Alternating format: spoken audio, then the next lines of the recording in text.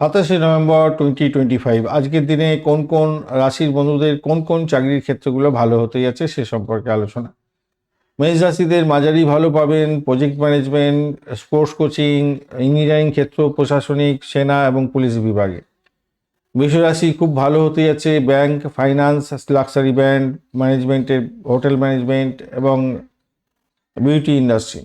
মিথুন রাশিদের মাঝারি যাবে media, journalism, teaching, marketing, telecom, sales এবং কনসালটেন্সি।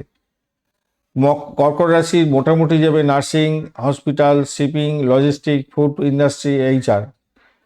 সিংহ রাশিদের ভালো যাবে সরকারি উচ্চপদ, পলিটিক্স এবং অ্যাডমিনিস্ট্রেশন নিয়ে কাজকর্ম করছেন, শিক্ষকতা, ম্যানেজমেন্ট।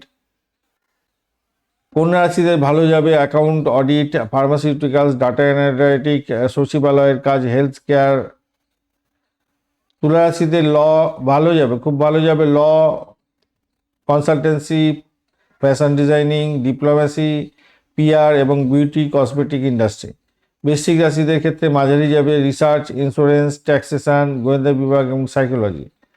ধনু রাশিদের ভালো যাবে শিক্ষকতা, লেকচারার, আইনি বিষয় এবং ধর্মীয় প্রতিষ্ঠান ও ট্রাভেল ট্যুরিজমের ক্ষেত্রে।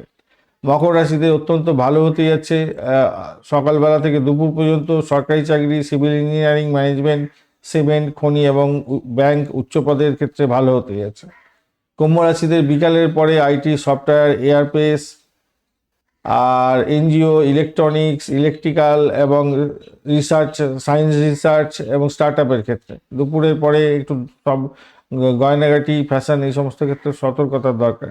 মীন রাশির বন্ধুদের মোটামুটি ভালো যাবে medical, Pharma, navy, shipping, oil, gas, music, art gallery এবং সোশ্যাল ওয়ার্কের ক্ষেত্রে। ধন্যবাদ বন্ধু, ভিডিওটি দেখার জন্য, লাইক, শেয়ার, কমেন্ট করার জন্য অনুরোধ রইল। এই ধরনের ভিডিও পেতে অবশ্যই চ্যানেলটি সাবস্ক্রাইব করে রাখুন।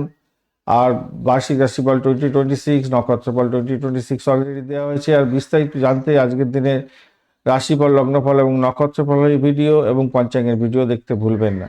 বন্ধু সঙ্গে থাকুন, ভালো থাকুন।